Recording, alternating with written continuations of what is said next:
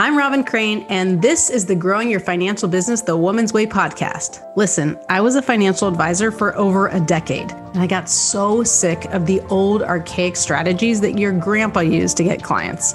What the industry teaches today is still so outdated and just doesn't work anymore. So I had to find a better way for myself, and then I got obsessed with sharing these how-tos with other women like me. The stuff I teach doesn't require giving up your life, your sanity, or your family time. I want women like you to have it easier than I had it, so you can thrive in the industry. I've now helped thousands of women grow their financial businesses to multiple six figures, some even seven figures per year. So on this podcast, you're going to get an inside look at how they did it so you can do it too. Let's dive into the show. I am here with Molly Gimmel, who is an entrepreneur, a speaker, an advocate. She's co-founder and CEO of the woman-led 4-time Inc. 5000, honored from Design to Delivery Inc. D2D Inc. You'll have to tell me more about that. She's dedicated to the empowerment of female leadership and has been involved with the NAWBO Association, so National Association of Women Business Owners, for 2 decades. And she also, I'm very excited about this, she's got a new book, pretty new, from 2021 called Master Your Mindset: How Women Leaders Step Up. And this is available now. You guys can get it. We'll tell you how to get it. But most importantly, that's awesome. Awesome book. So we're going to talk about mindset. We're going to talk about mindset. So tell me a little about you and some of the stuff I didn't really know how to pronounce, and then we'll go from there. Sure. So my company is called Design to Delivery. We are a government contracting firm. We do program management support and acquisition support for federal agencies. Had that for 20 plus years now. Like you said, we were on the Inc. 5000 list 4 times, which is the list of fastest growing privately held companies in the United States. And and I've been involved with NAWBO for almost that whole time, almost the 20 years since I've had the business, and have served in a variety of positions, both in my local chapter and at the national level. And that's really what got me interested in leadership. And so when my term on the national board ended a couple of years ago, I decided to write a book about it. Awesome. So why so involved in NAWBO? What's with this passion around helping women? Why, Molly? I don't understand. I obviously don't relate at all, right? Right. I just think, having been a woman in an industry that is very male dominated, defense contracting, I just really feel like women need all the help they can get. And I think it's really important that those of us who can help do help and support other women. Just like what Madeleine Albright said, there's a place in hell for women who don't help other women. And so I don't want to go to hell. Oh, man. But I think it's important. I haven't heard that one, but I love that because it's so true. It really pisses me off when women don't support women, and I don't get it. And I'm like, I was actually just at this mastermind. I went to San Diego and I had an overnight flight, as I mentioned to you before we started recording. I'm like, if I fall asleep, don't blame me. No, I won't fall asleep, but I might repeat the same thing over and over again. That happens. But I was at this mastermind, and it's a phenomenal mastermind. It's with the company. They used to be called Digital Marketer. Now they're called Scalable, but it's all digital marketing type, a lot of online business type of things. But this one guy there, he just went public like the day when we were at the mastermind. He's like, I went public yesterday. So it was the day before yesterday. Wow. And his company was valued at 800 million. And we were like, oh my gosh, it was crazy. So very high level. And of course there are, much fewer women there. And I think the women, everybody's friendly and nice, but I feel like when I first started at that, started going to that mastermind, it wasn't like anyone was mean, but it was just not that welcoming even. And what's really interesting is there was one woman there who, when I first met her, I thought she was not very friendly. And then now we've been in this mastermind for 4 years. And so now we know each other, and we're talking and we've talked quite a bit now. She's very friendly and very nice and very willing to help and all these things. And yesterday we actually were on getting ready for our flight, and it turns out she was on the same flight coming back to Florida. And so we start, chatting with her, and she said, I'm just glad the couple of days is over because it makes me so nervous to talk to people, and I'm so introverted. And I was like, what? Because she comes off as super poised. She's been working for Agora, like a huge company in the marketing. Like she's really, really successful. She's also has her own business and all these things. And I'm like, oh gosh, it's so crazy because I kind of thought, not that I thought she was a bitch at first, but like just not friendly. And just like, I remember I messaged her, oh, we're in the same mastermind. And like, she really didn't, talk to me. And what I realized yesterday was like, wow, I think she was just as intimidated as I was in a way, being in this room with a lot of men and not necessarily knowing her place and I don't know that she felt that way, but just not wanting to be in crowds and necessarily like good at talking to people or knowing what to say. And like, it's so weird because I'm extroverted. And so even as an extrovert in those rooms, I feel introverted and she's introverted being in that room. And it's like, oh, I get it. So I think sometimes it's not that there's hate. I think it's actually fear. I mean, it always comes from fear, right? But there's fear around that. But women not being nice to women or making an effort to help support them, it drives me nuts, especially the most successful women on the planet, like as if they have to like hold their success, like they can't share it or something, like it's going to make them less successful to share with other women and share their secrets. So we build a community with women who are super supportive and love helping each other. And I think that's just huge. So I'm glad you said that. So tell me a little about tell us a little about the book and mindset. And I would love to start with like, if you could, maybe if you share it in your book, like what's something vulnerable? Like what's the hardest thing you had to deal with or overcome or something like that? Because I think when it comes to mindset, one of the biggest things for people is like, especially women, is this feeling like I shouldn't share the things I'm afraid of, or I shouldn't share those vulnerabilities. And I think that's where we connect and where it's like so powerful. So give me one, a good one, Molly. Give me a story. Sure. Okay. So first about the book. So the book is about developing a leadership mindset, because I think really all women are leaders in some way. Leadership doesn't necessarily mean a job title. It's how you are exerting your influence over the people in your life, people you work with, people you live with, your family, friends, community, whatever. And so, women, I think this is the century of women taking over the world. I really do. And so we've got to wrap our minds around what that means, so that we can step up and be those effective leaders that the world needs right now. So what I did was I came up with a list of 13 different mindsets, and I interviewed about 30 different women leaders in a variety of industries. And I gave them the list and I said, pick 2 or 3 off the list and that have been important to you in your leadership experiences and your leadership journey. And let's just talk about them. If you have any stories, you can share them or whatever. And so each chapter of the book is one of those mindsets. And I provide some of my personal stories about that. I talk about what that mindset is. And then I weave in what the women who I interviewed told me about their experiences with those mindsets. So as you were saying, one of the mindsets in the book is authenticity and being your real self and not trying to paint a perfect picture, but being willing to talk about your flaws and your foibles and your failures, because it makes people feel like you're a real person and they relate to you a lot better when they realize that you're not perfect, that you're not up on this pedestal. And so I think that's really important as a part of leadership. It's a way to connect with the people that you're leading is by being your authentic self, flaws and all. Give us some of yours. I want to hear, like, were there any big, like where you had to overcome or where you felt like a failure? Did you say foible? What is that? Foibles. Yes, I said foibles. It just sounds like something Yiddish, like foibles. It probably is. I don't know. Speaking of vulnerability, what does that mean? It must be like a flaw. Yeah. Insecurities? Or no, kind of like missteps. Oh, see, I learned something new. Good. See, yeah. Vocabulary of a 3-year-old. Okay, good. Sure. So yeah, give me a story. Can you give me one? Sure. And actually, one of the chapters is also imposter syndrome, how to get over imposter syndrome. So I'll give you an example of imposter syndrome in my life. And that is when I was in college, all of the big consulting firms came and interviewed on campus. And I did not get hired by any of them because I was not in the top 20% of the class, which is what they were looking for. After school, I got a job working for this small company, and the COO of the company took a liking to me. And he left and went to KPMG and said to me when he left, hey, when you're ready to leave here, give me a call and I'll get a job for you. Well, KPMG had been one of those companies that I had interviewed with on campus and they didn't want me. And so I was like, no, I can't go to KPMG.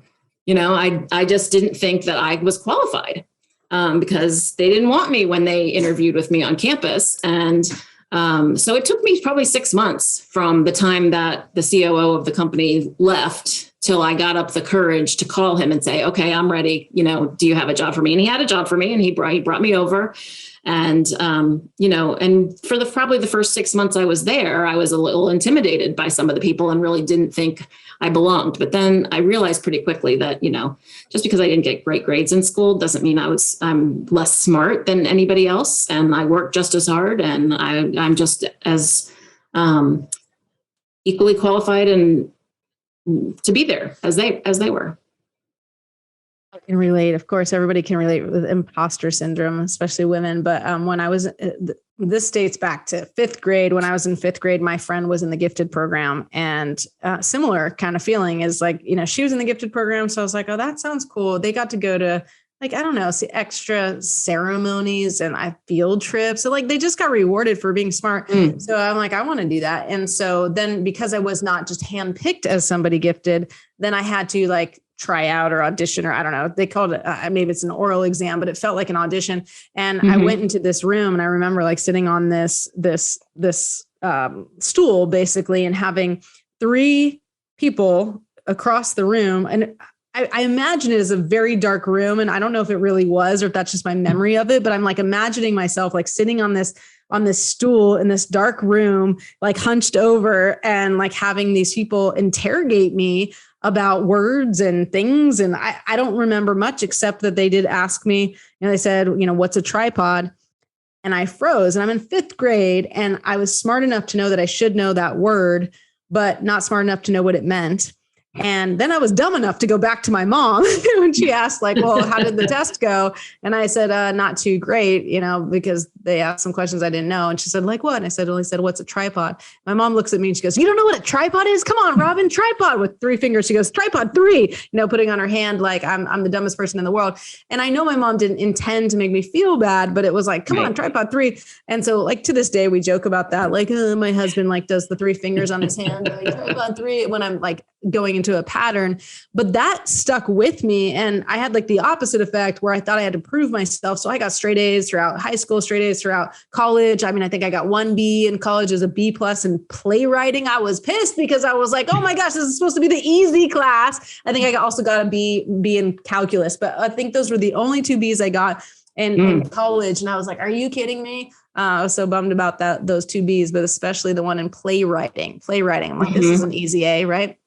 But then that stuck with me, and, constantly feeling I'm stupid. And that shows up all the time. I'm I get so scared. I haven't played Trivial Pursuit, and I don't know how long, because I won't touch it. But I was actually at a friend's house the other day. It was, I don't know if you know JJ Virgin, but a friend of mine knows JJ Virgin, and she's very, very successful, which was already pretty cool and could theoretically be somewhat intimidating.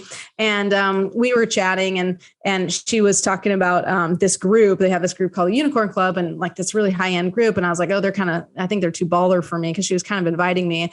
And then the second I said it, I was like, I shouldn't have said that. She goes, that's a stupid thing to say, and I'm like, there you go again, being stupid. But I was but now I'm not sensitive to it. I don't think I'm stupid, but, and then later we're playing some silly board game. And I was actually so scared, because I didn't know if it was going to be something like Trivial Pursuit or somewhere where you had to have a brain. And I'm like, God, I don't want them to know the truth that I'm not smart. So I still have that ingrained in me, that I'm still this imposter. And even when, I'm not perceived that way, I have that in my head, oh, I don't want them to find out. But I think what I've changed a lot, and maybe this is one of your 13, since I don't know you're 13, I don't know, is humor one of them? Is humor one of them by chance, or not? Humor is not, but actually mastering your mental chatter is one of them. Okay, cool. Getting the voice in your head to stop calling you stupid. Yeah, so that's cool, because I think a lot of it is I've just gotten to laugh at it because I am authentic, because I'm real, because I'm willing to share. In the past, I would never say, what's a foible? What does that mean? Because I would be too scared. I'm on a podcast. I don't want people to know I don't know words. And now I get, I'm on a podcast, and I'm talking to people, and I'm like, I don't know what that means. Or I'm just not afraid to say it, because I'm just going to be people might think I'm stupid. Oh, well, I know, I'm smart in my own right. And I don't actually care about being smart. I care about affecting people. Right. So that's back to the mindset chatter. So cool. Give us a few more. These are great. Okay. Well, one of them, we talked about authenticity. So the story I tell in the book about authenticity is, when we first started our business, my business partner and I a couple years later, she came to me and she said, some of the employees are scared of you. And I was like, what? Why? And I had always been raised that when you're at work, you're professional. You act professional. You don't get too close, especially if you're the boss. You don't become friends with the people that work with you, all that kind of thing. And so she said, they just see you as being very serious and like they're afraid that you're going to yell at them. And I was like, I've never yelled at anybody at the office. And she says, yeah, but you come across that way. You need to let them see the real you. And so I was like, okay. And so I thought about it and I realized that I was just kind of being too serious all the time. And that wasn't really the real me. So, part of authenticity is being the real you, cracking a joke here and there,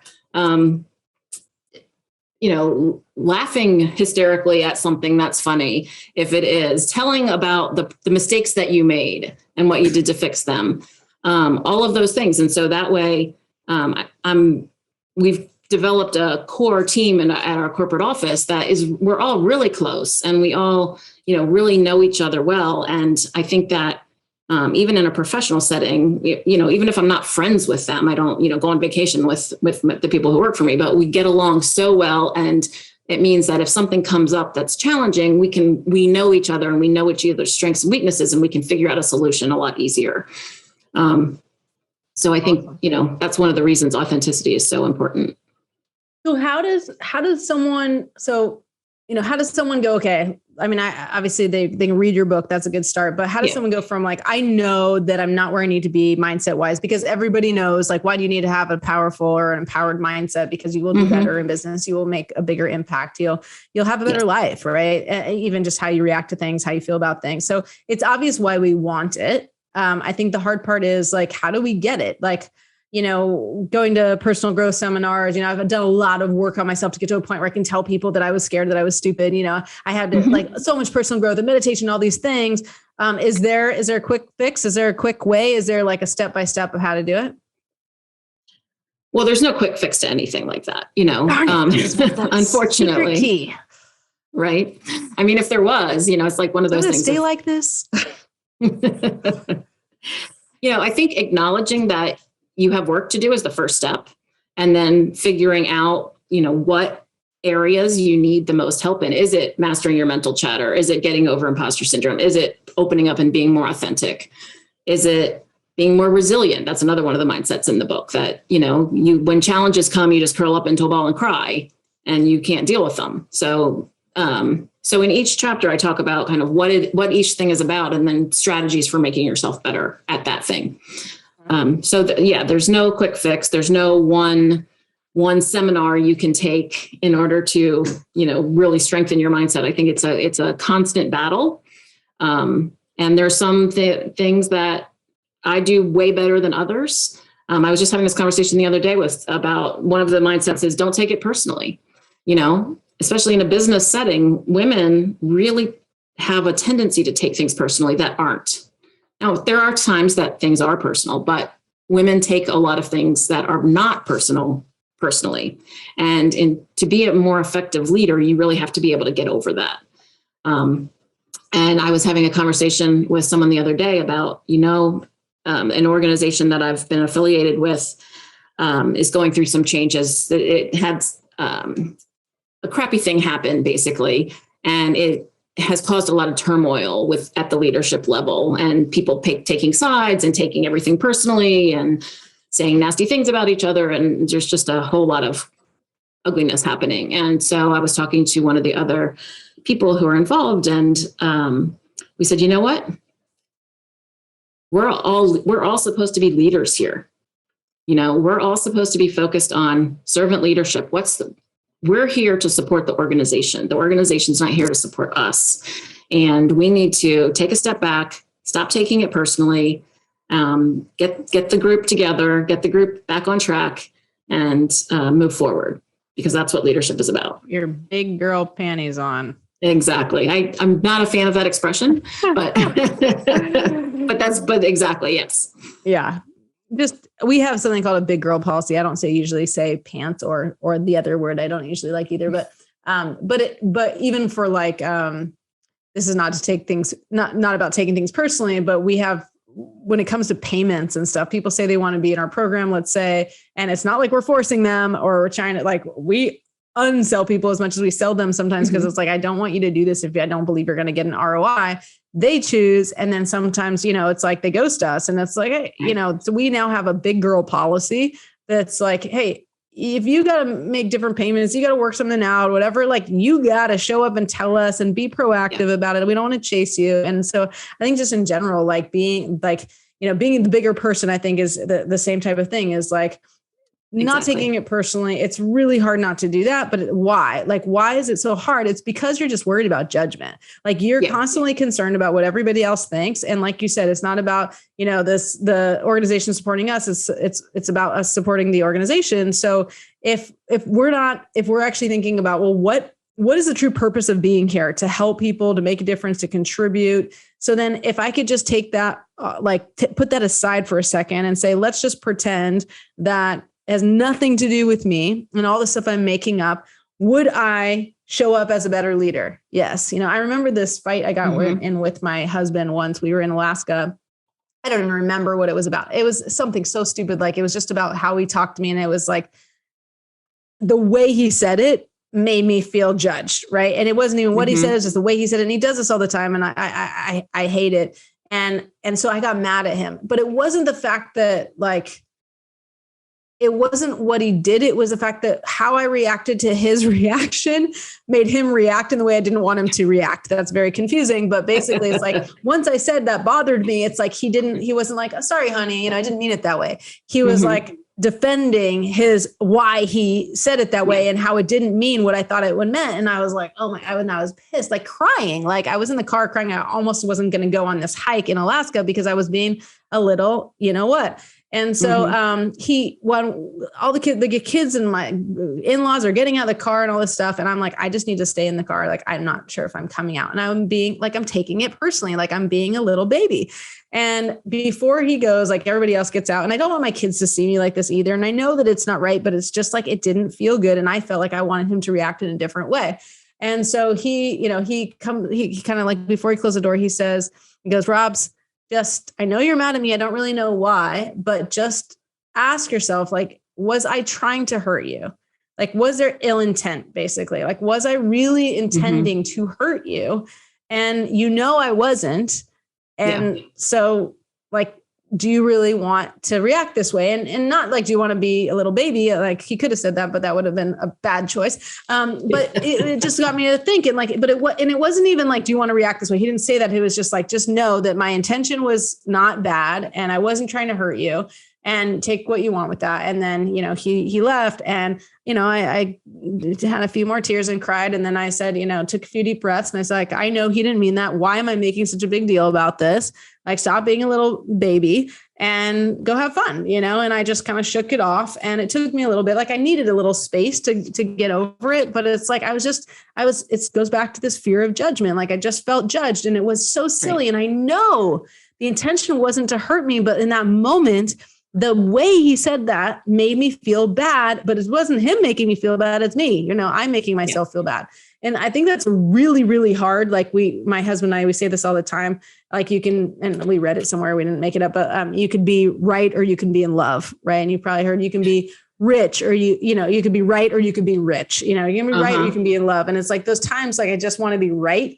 And then it's like, we're both mad and not having fun and not feeling like we're in love, versus like, just assume the intention was good and have a good time and forget like taking it personally. So I like that. I don't always use that expression, but I think that makes a lot of sense. It's just hard. It's hard because we think we have to be right, but it's like, you don't have to be right. Especially women, we have to be right. It's hard. Exactly. Absolutely. Awesome. So is it easier, like when they're reading the book and getting these 13 different mindsets, is it better to take, you mentioned kind of start with one that like, is it one at a time kind of thing? Or is it just the awareness of all of it to just be like, okay, I'm aware, like you said, the first step is awareness, like everything, right? First step is always awareness, is I'm aware that I'm taking it personally. And then I can probably weave all of these, right? It's like, let me get some better, what'd you call it? Mind chatter? Mental chatter. Yeah. Mental chatter. Okay. So mental chatter to be like, okay, like I would say, like, was the intent to hurt me? no, okay, Robs, do you really want to be mad or do you want to be in love? You want to have a good time, So then there's the mental chatter that's positive versus the mental chatter of you're so stupid. He hates you. He thinks you're stupid or whatever else is going on. Right. We change the mental chatter. So is it a combo or is it more like, okay, I'm going to work on this week. I'm going to work on mental chatter.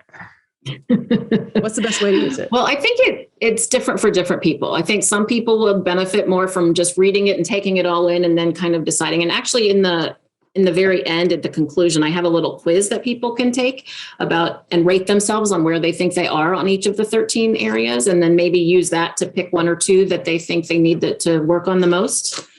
They can skip to the back and do it at the beginning and then compare even. True, but you might, if you do it first, you might not really understand what each one is. Gotcha. Okay. There was a reason, of course. I'm just the cheater who wants to go to the back of the book. That's all. Okay, cool. Well, everybody likes quizzes, so that's good. So tell them where to get the book and how to find you. Sure. The book is available on all of the online platforms, Amazon, barnesandnoble.com, wherever you buy books online. And it's called Master Your Mindset, How Women Leaders Step Up. And you can also connect with me on my website, which is mollygimmel.com. And there's actually a link there to the book on Amazon if you just want to go to my website and click the link and buy the book that way. Say your website one more time. You cut out for a second. Sorry, it's my name, mollygimmel.com. mollygimmel.com. Okay, perfect. And you didn't cut out the whole time. So we had great, it all worked out. Just that about last part, the only most important thing of where to find you. Of course. Cool. Anything else to add for our listeners here? Of course. No, just encourage them. I encourage you all to step up and take control and be leaders and don't be apologetic about it. We need more effective women leaders. Yes. And I talk about this all the time. And like you said, all women are leaders. They are stressed and concerned and hurt and scared when it comes to money. And if you can just get that one thing out of the way, like that could improve the mental chatter and the improve their life in so many ways, but you have to lead them. You can't just be like, this is why even with sales, I'm like, you have to lead them. It's not like, oh, let me know when you want to maybe talk about how I can help you. It's like, no, they need you to be like, next step is this. So be a leader. And that starts with you being better with your own mindset. So I love this. Exactly. Awesome, Molly. Thank you so much for joining us. Great to have you here. And those of you who are not yet in our Facebook group, get to Growing Your Financial Business the Woman's Way Facebook group so you can get more goodies on top of this lovely podcast. So we'll see you next time. Thank you. I enjoyed our conversation. Thanks for having me. Yeah, thank you. I actually have the link for the tag challenge, the appointment generator challenge. So instead, you can just go to femalefinancialadvisors.com and register right now so that you can get 5 quality appointments in just 5 days. Now, this is not around, you having to talk to friends and family and get all awkward. This is not about you having to spend marketing dollars online or create a whole funnel. This is going to be easy. It's simple. It happens in 5 days. If I can get you 5 quality appointments in 5 days, then you know that you can have the best year of your life because you just need to get in front of more of the right people. We will walk through it together as we do it. So do not miss this. And if you're smart, do VIP, spend a few extra bucks, and you can actually spend time with me on Zoom where I can connect with you, get to know you, and really help you get those quality appointments so that you can grow your business. And go ahead again, register at femalefinancialadvisors.com. You'll find it all there. It's coming up very, very soon. So make sure to register, claim your spot, get in on this, get excited about it, block your calendar because you need to spend about an hour to an hour and a half a day with me on the Thursday, Friday, Monday, Tuesday, Wednesday, so that you can get these results. And it does work. The most appointments I think we got in those 5 days. Someone, I think it was Dana, got 33 appointments. So you can be my best student and go well beyond the 5 quality appointments. Go to 10, go to 15, go to 20, and set yourself up for the best year ever. Can't wait to see you at the Tag Challenge. See you there. Thank you again for listening to Growing Your Financial Business the Woman's Way.